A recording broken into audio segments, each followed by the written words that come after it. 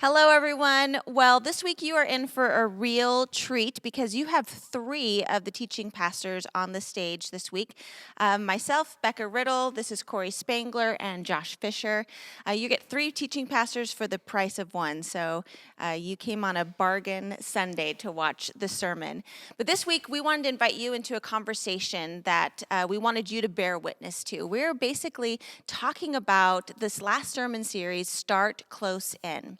And we not only wanted to highlight some of the things that really popped for us during the sermon series and slow down and take a breath, but we also gathered the stories that you sent in, the testimonies of how this sermon series touched and affected your life. And so we wanted to showcase those in a way so that you could do some celebrating with us. So I wanted to start with Corey. Corey, tell us a little bit about what inspired this sermon series for you. Yeah, by the way, we're going to banter today, and hope, the way I think of sermons and preaching, also church, is it's a conversation that should make the rest of your week better. And so today you'll get to hear from the three of us. Hopefully this and the summaries, the testimony, it'll fill your heart like it's filling ours. I'll start by just saying this, though, which is this title, when I first shared it with the preaching team, you guys what was your reaction?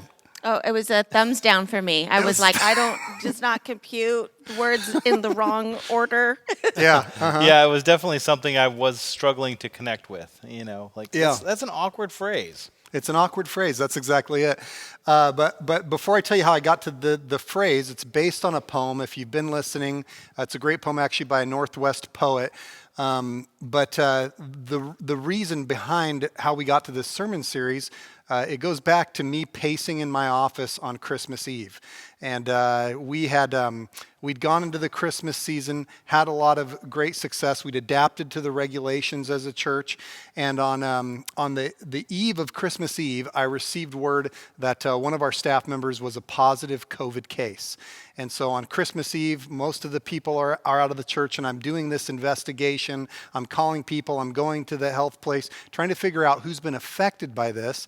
And it was just this intense thing where all of Christmas Eve, probably 6 hours, I'm just sweating bullets. And I'm literally pacing and praying and chanting and thinking to God, I'm like, God, I don't want to call the 50 people that might have been affected and tell them, Merry Christmas, you might have COVID. Well, that 6-hour investigation basically revealed that really there was only 2 people that I needed to call. Our protocol had worked, this kind of stuff had worked, but man, I was just sweating bullets. And as we got into the new year, I just had this sense of, man, COVID got really close to home for us. We had a couple of staff member cases, despite all the precautions in December. We had a couple of deaths in the church and some associated with the church in December. And so while the cases were ramping up locally, we were experiencing it also. And so as we got into the new year, even though some of the restrictions had changed, we realized we needed to go slower. And so I was like, well, how do we get excited about going slower and not getting back to in-person services? And that's where I feel like God led me to this poem that I'd heard a while ago that I felt like was just super applicable. And the heart of it all was, hey, you know what? We have an opportunity right now where we can get upset that we're not meeting in person together, or we can go, the church has always been a mobile enterprise. How do we get good at doing it right now this way? How do we get good so that the parent that has to stay home with their kids because they're sick can still feel like they're really engaging with church content? And that led to this. So let's look at the series. And I think, Josh, are you going to start us off? Jumping all the way back so to we're going to take lesson? just a little brief, like you were saying, Corey, we're just going to briefly outline each week and talk a little bit about how it impacted our lives, but then also we want to share how it impacted your life too, because I think it's really powerful. So this first week is a week where Corey introduced really the whole series.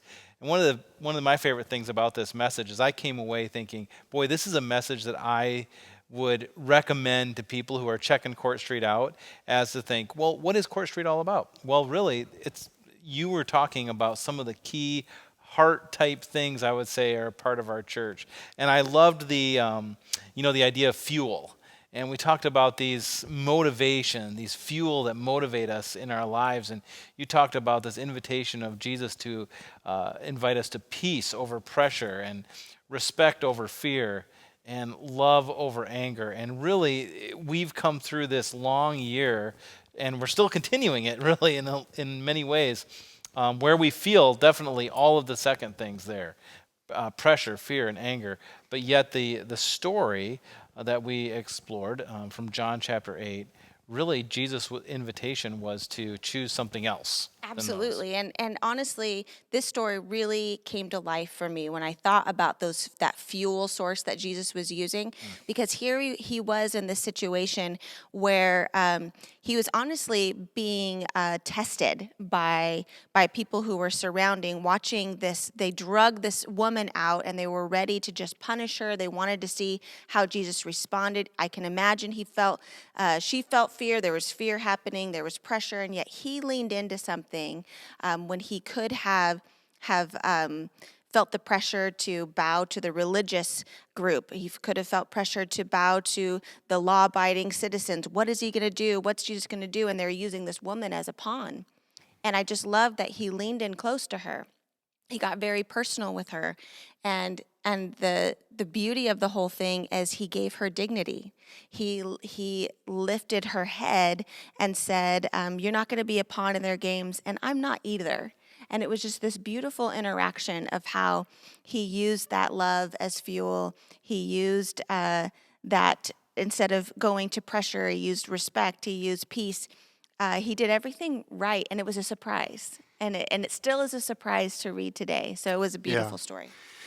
Yeah, it was. I mean, that moment where Jesus just says to everyone, he says, "Oh, you that are without sin can start the condemnation. You can throw the first stone, literally." And everybody gets quiet and walks away. It's just one of those moments that to think about living in it with Jesus, it's beautiful. Right out of the gate, as I started digesting this with you guys on the teaching team and then sharing it with the rest of the staff, and once I preached this first message, I realized that the way that the poem and the way that the character of Jesus that he started close in, it really had a powerful effect on people. One of the people that I shared the poem with is a friend of mine who's going through a cancer journey, and I was just talking and sharing what we were doing, and I read the poem, and I didn't realize it at the time, but she had just gotten some difficult news, and it was like the world was stacking up all of these things for her of like, this test might imply this, and then it has this effect, and I have to have this conversation with my family, and what does this mean for the future? And she was getting these like 5 and 10 steps out. And if you've ever been facing a diagnosis like that, it's absolutely overwhelming. Right. And I remember I read the poem to her, and just the first word, she'd been struggling with this before God and the whole mess, and just that word, start close in, start with the first thing, close in, she just started to weep. And it just meant the world to her. I can trust God with this. I've just got to meet God close in and walk with him one step at a time. Another testimony that came to me that was really powerful was from our own Daniel Daly. He's sometimes the worship leader here. He's the guy that played the accordion a few weeks back. He's just awesome. And he's also married to our own Danny Daly. And this guy right here, I just love this guy. I respect the way he thinks. This guy, he just has a great heart. He had a really positive reaction to that first sermon, especially that idea of love over anger. And so he wrote me this. I got his permission to read it. He just said, "Corey, thanks for reaching out about my reaction to the Start Close In series." He says, "I remember being struck by the guidance to move toward love instead of anger. Specifically, I was struck by the line that anger's useful, but it's not an emotion to live from as love is. Before," he says, "I think I was experiencing some confusion about anger. It's an uncomfortable emotion, but it's also one that Jesus demonstrated. Without realizing it, I was trying to create a dualistic formation of anger. Either it's good or bad." And he concludes by saying, "The notion that you presented me offers a way out. Anger is useful. It's sometimes necessary, and it's a part of ourselves that we can accept, but it's not an emotion to live our daily lives from. It won't keep giving and sustaining like love does." That was freeing for me. Preach it, brother. Wow. Right? We'll You're give him the mic Sign next him week. up. For Accordion sure. and preacher. Yeah, exactly. That would be a great combination. One man band. Something like I that. don't know. He could do it all. He could do it all. All right. Well, that leads us into week 2. And one of the things I wanted to highlight when we're looking at week 2 is we were really looking at. We highlighted the story from Jesus, one of my favorite Bible stories. You can find it in John 4, where Jesus is having an interaction with the woman at the well. And the thing that's interesting is that this encounter shouldn't have happened. There were too many things set up in place that Jesus, as a man, and this woman, their genders should have kept them separate. Their ethnicity should have kept them. Jesus was a Jew, she was a Samaritan. They were supposed to hate each other. All of these barriers, and Jesus interrupted those unhealthy cycles that were happening in his culture by meeting with this woman and really cutting to the heart of what she needed to hear. I want to go over the points that we pulled out from this because I think they were so valuable for us to just look at what we learned from this story. That by starting close in, Jesus invites us to move from rules to relationship, from comfort zone to connection, to this maybe someday things will be different, to just embracing the right now and taking a first step. And I want to look at this picture of Jesus and just know that for me, when I was looking at the story, the thing and the point that really came alive to me in a new way was that Jesus moved from the comfort zone into a deeper way of relating to this woman, because they could have just had those niceties that we all have. Those, how's the weather? How are things? I'm thirsty. Oh, how's the water today? The water's great. Just these really What's wrong with pleasantries. Josh? Yeah. Right, the things that we talk about. Sorry, Josh. But instead, Jesus moved past that and he cut right to the heart, to a place that was out of his comfort zone, perhaps, but to a place where he started in close with this woman. He cut to the heart of the matter and he said, we're going to have a conversation that is actually going to change your life. And I loved looking at the story through that lens. Yeah, the way that these different scriptures, these different snapshots of Jesus really popped in light of the poem and just the intention that we were approaching with, it was just really life-giving. And this idea of moving from being a watcher to a worshiper, it's not just about as we're experiencing things through the internet or on cable TV or however you're getting to us. It really can happen even when you're coming in person. You can be a watcher and not actually go all the way and be a worshiper. And so this was a cool invitation for me. It was exciting, and it was really cool to see Jesus taking someone who wouldn't be classified as a typical worshiper. But he gets her to this spot where she realizes she has this encounter and she's caught up in the awe of Jesus and who he is. And she becomes really an evangelist. She goes and gets everybody, this person who's kind of filled with shame and hiding. She goes and she wants to bring everybody to just come and see this guy that told me everything. And one of the things that I've realized through this is that COVID and the interruption to our lives has given us some gifts. And we now have the gift, and people have been reaching out to us and talking about how it's been a gift to experience church in their living rooms with their loved ones.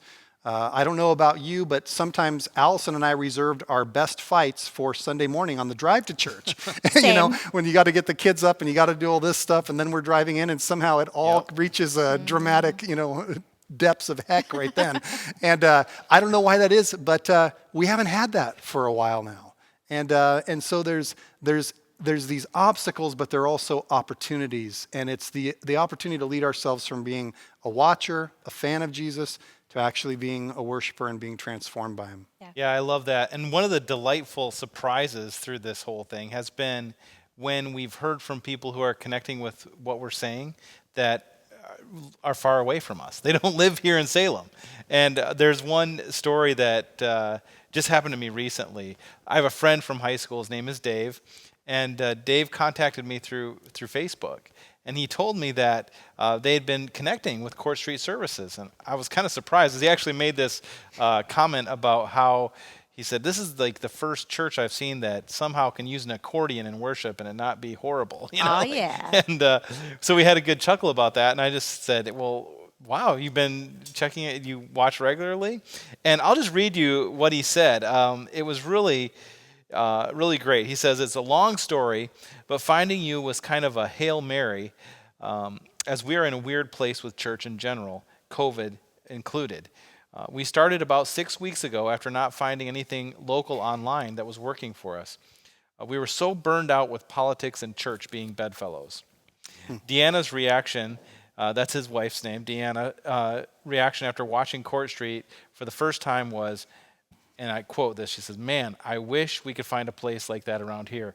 And this is from a family that's located in Bellingham, Washington, and are connecting with the message. And I love Dave's story. You know, he comes from a similar background as me, growing up in kind of a fundamentalist kind of background, and he's been hurt by the church and hurt by some other things in life, and yet he's finding this message that is really a cool way that we talk about God and God's love. And that's really what this lady was finding, you know, in our story too. Yeah, let's jump to week 3 now, and that was a bigger vision for service. This was a cool thing to look at, of starting close in with how we're serving one another and how we're serving God. This was back on February 7th, so we're now, you know, where it's just a couple weeks back. And again, we're looking at John 4. So the drama and the transformative moment of Jesus with the woman at the well. She's run off when she's going to tell people to come back and come meet this guy. And the disciples are standing there, and they know all those cultural taboos that you've been talking about. And so we get to then look at the story, and we got to climb into what was the disciples' perspective, and what was Jesus doing with them. And really, as a rabbi, as a leader, and as somebody who's forming a new movement, what would ultimately become the church, what he's doing is he's interrupting their ways of thinking. That was a key word for this sermon, and we need interruptions to our ways of thinking. You see, the truth of it was the way that the disciples were thinking of God. They were you know, mostly good little, you know, God-following guys. But the way they were thinking about God and others was actually limiting their love of God and others. And so Jesus is interrupting that. He's reprogramming that. He's showing them a different thing, from the way he talks to somebody as he's getting a drink of water to the miracles that he's performing. And one of the things that was a delight in this sermon was to get to talk about my friend from the church, June Gessner. Here's a picture of her and her daughter, Rhonda. And we talked about how one of the ways that they've found to serve that's just a kick is Rhonda paints rocks, and both of them hide them different places. And June hides them actually around her. It's called an independent living facility. I have to say I made a mistake, and I got called out for it by Rhonda. I called it an assisted living place, and Rhonda explained to me. She said, "Well, it's not assisted; it's independent. Although they do clean her house, they do make her bed, and they make her meals." And I said, "When can I sign up for independent living?" Seriously, like Alice and I, nice. can we go now? But anyway, sorry about the mistake, June. Love you, love Rhonda. But here's some folks that are just going, I can serve by painting rocks and hiding them. Yeah. What a delight to just realize whatever you're doing can be an act of service. For sure. You know, another testimony just to that is our own Amy Stoltz, who works here at the church. She was sharing with us and the rest of the staff that during the ice storms, she started to have kind of a guilty feeling because she kept hearing all these great stories of neighbor helping neighbor, and they were coming out with their chainsaws and they're like lifting trees off of cars, and she was just feeling kind of bad that she's a mom to a beautiful 6-month-old baby girl, Harper, and she doesn't have a chainsaw or know how to operate one, and she just was just having that itch to serve and to help. And anyway, the line of the poem came to her, start close in. And she started thinking, what can I do? Like, what do I have available to me right now that I would be able to start serving in? And she thought of, I actually have electricity. A lot of my friends don't. I have hot water and a shower and a washer and a dryer. So she started just calling people that she knew might need those services, opened up her home, shared her hospitality. And it was like, man, that's such a beautiful testimony. And that was exactly kind of what the heartbeat of that message was, is start right now with what you can do and make something beautiful happen. It was great. Awesome. Yeah, one of my favorite parts of this message was when, Corey, you started out and you said, just imagine for me, like for a moment, how Jesus started his organization or his ministry, this whole religion, really. And you gave a bunch of things. Here's just a few. Like, Jesus started by getting a few followers, miracling copious amounts of wine. You remember that party? Start a stampede outside the temple, do some miracles, meet secretly with a religious official. And, as you started talking about all these things, I was thinking, man, I don't know at what point I would stop trusting this leader. Nobody Yeah. did it. He started close in with all those things, and he Yeah, did. he The sure church is did. still activated today, so he did a good job. It is, yeah. And that kind of leads us into week 4 when we were talking about really what it means to communicate with God. That was on Valentine's Day. And this is one of those messages, again, that I felt was just really fantastic as far as a message that really communicates the heart of Court Street. It's one of those that I would really recommend going back and listening to, because we really talked about this idea of abiding with God. And you guys had this great way of talking about prayer. There were these really cool artwork that we used that Danny Daly came up with, and if you remember, there was this way that we try to relate to God. We try to climb the ladder of achievement, and we talked about all these different things where we try to follow rules or please God, or we're afraid of being punished, and so we're trying to reach up there to God. But then there was this opposite way as well. It's called the pit of defeat, where we just don't feel like we're worthy of what God has for us. Maybe we feel burnt out. And definitely this is a story that many people that I've heard that attend Court Street, man, they've gotten burnt out by religion, by church. They think maybe someday, I'll be loved by God. But God invites us to come out of the pit, to come off of the ladder, and to go on this new vision, this new journey, which is walking along with God. And the word you guys used was abiding, and I absolutely love that. We stole abiding from the scriptures. We But did, yeah, we did. It was actually John chapter 15. It's Jesus's really his last big speech and interaction with his disciples, and it's sometimes called the upper room discourse, and it's just a really tender moment to peek in on, to hear Jesus after he's invested in these guys. He's poured his heart and soul into them. He knows what's coming for them. They're still not quite getting it. And you get to hear these words and all these things that he's telling them that afterwards are going to take on this very vivid meaning for him. And it's very relatable for us as fallible humans, because the whole Last Supper thing starts with Jesus saying, "Hey, I'm not going to get to do this again with you till the coming of the kingdom." And they get into an argument about, when the kingdom does come, who's going to be the greatest? And they start jostling for position and doing this stuff. And Jesus invites them to that word, abiding, to abide with him, to really connect with him. And as you and I, we prepared that message, and it was a great message. It's kind of actually the forgotten message, because that's the week when it debuted that the big ice storm hit, and so we actually had like half as many views on YouTube or whatever. I mean, the internet was broken, everything was broken. It was a wild go of it, but. I remember in the preparation for that sermon, I came into the teaching team, I had the poem, and I just said, "Hey guys, I want you to listen to the poem from the perspective of an invitation to prayer, of communicating with God, an invitation to talk with God. And when you read it from that perspective, oh, it's such an invitation. It's so beautiful." It's very rich. And everybody just started writing. I'll never forget that I was just like, I probably have to set this up, but I just said it, I read the poem, and everybody just starts going, "Oh my gosh."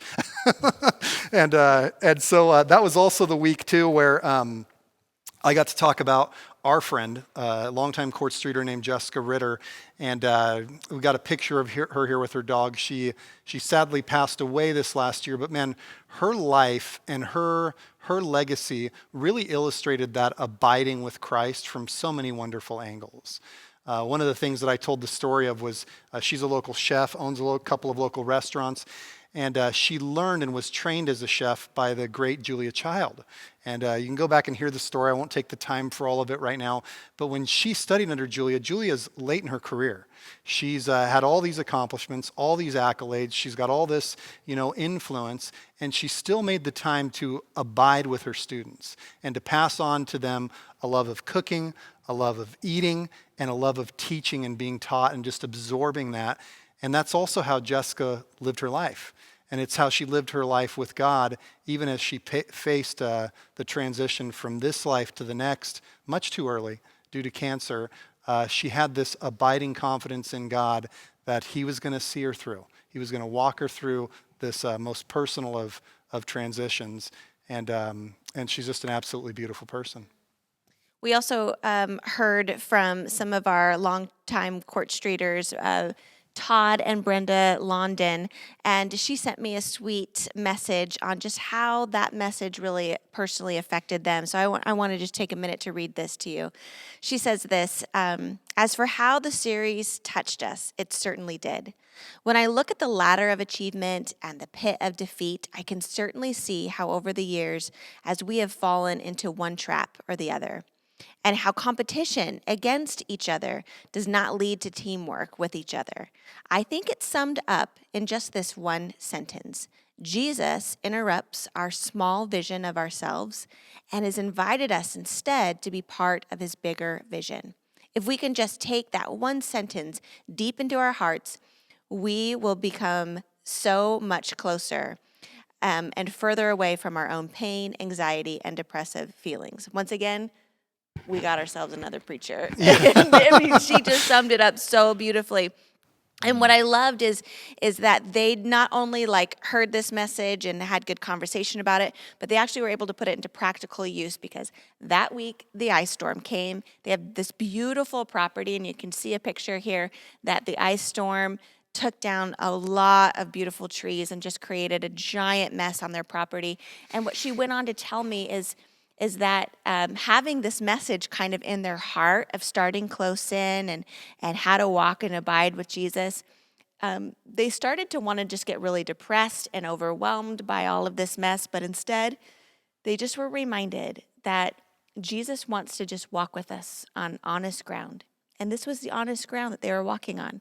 And that she knew, and they had this peace about them, that they were going to do one step at a time, that they didn't have to feel overwhelmed with steps 2, 3, and 4, that they could just start with the first step, a small step, and be with him. And I love that they were able to just put this right into place, right into play.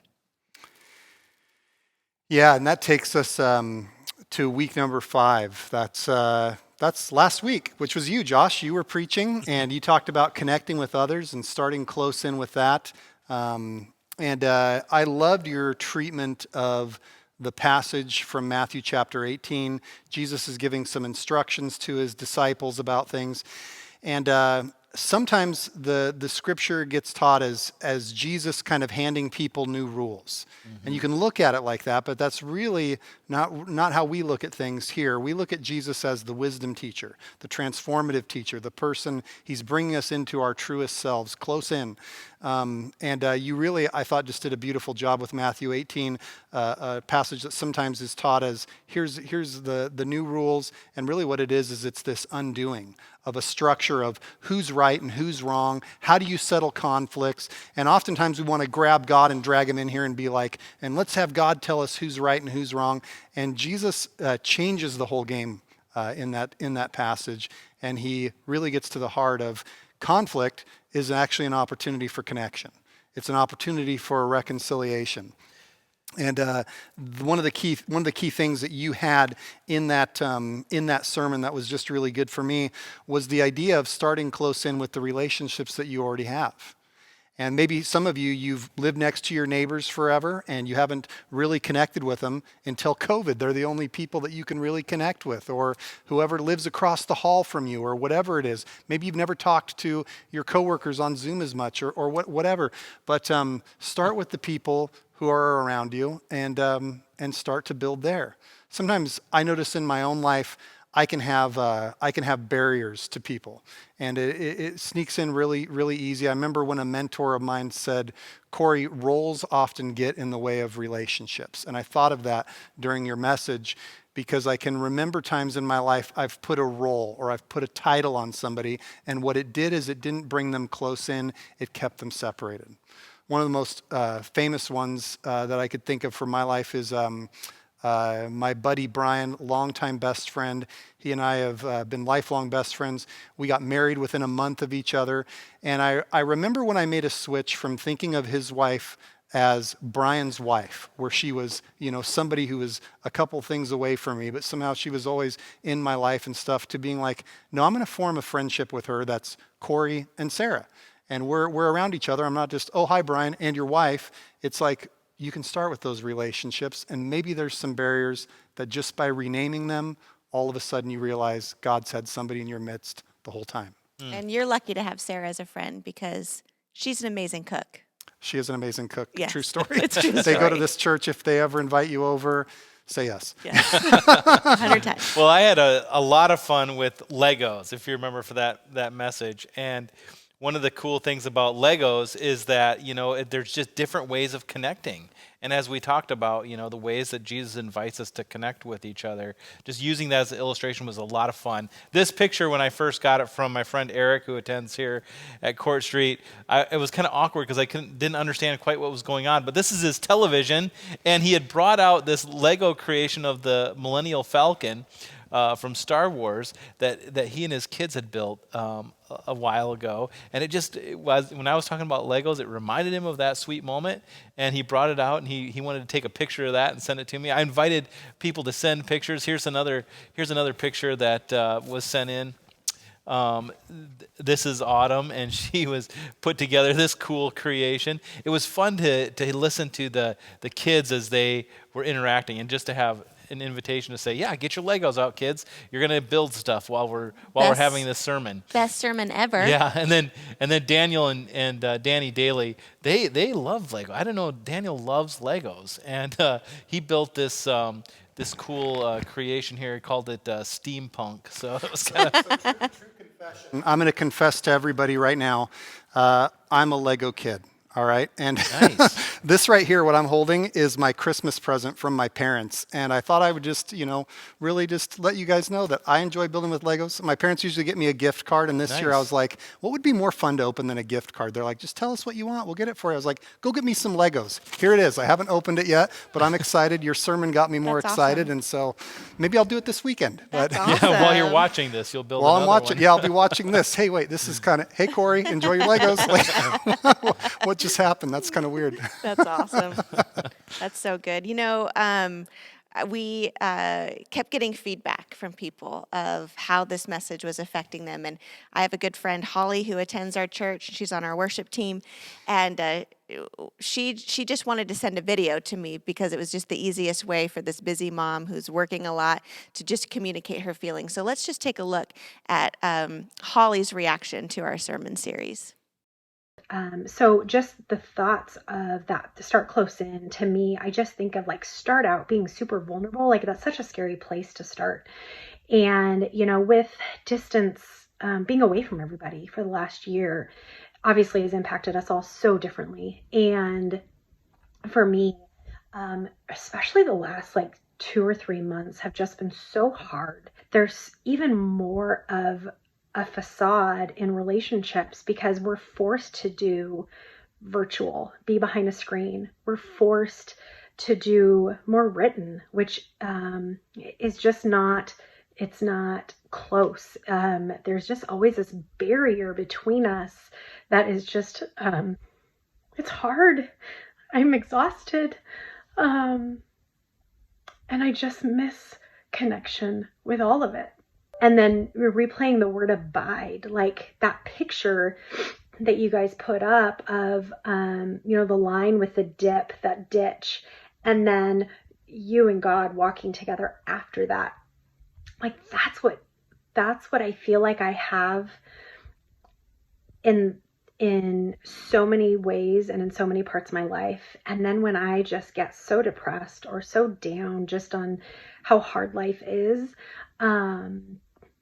I just feel that separation because it's I don't have the constant people around me even encouraging me and church family, just physically not around me. And so through this series, though, I feel like it's just been this beautiful reminder, one, that God is there. He is there. He is freaking waiting for us to just say, get your butt over here. I'm here. I've been here the whole time. Get your butt over here and just fall into me. So that has been awesome, as just this reminder. I don't know if any of this makes sense. I don't know if I've put one actual thought together. So I'm sorry, my friend. But I think I'll leave you with that. I don't know. Feel free to say, Holly, this was crazy talk. Love you, dear. That made perfect sense. Thank you, Holly. Hey, I want to we want to conclude this whole thing. One of the things we've realized and lamented sometimes is we'll put in all this effort into these sermons. We get all excited about it. It stirs up all these good things in the church. And then we just jump right to the next thing. And so every once in a while, we're going to pause like this sermon today to just celebrate. I got to say, as a pastor, I love hearing these stories and how they're impacting and affecting your life, how God's moving through these messages into your everyday coming and going life and doing just beautiful things.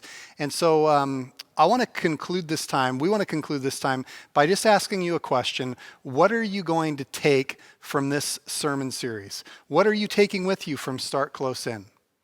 Maybe it's a phrase from the poem, which we'll go back to one more time here in just a moment. Maybe it's one of the stories. Maybe it's a phrase that came out of a sermon, or maybe it's an interaction that you had that you wouldn't have otherwise had you not been thinking this way through the conversation that we've been sharing. And so whatever it is, don't just let this be something that fades into the past. Pick something to keep walking with God with moving forward.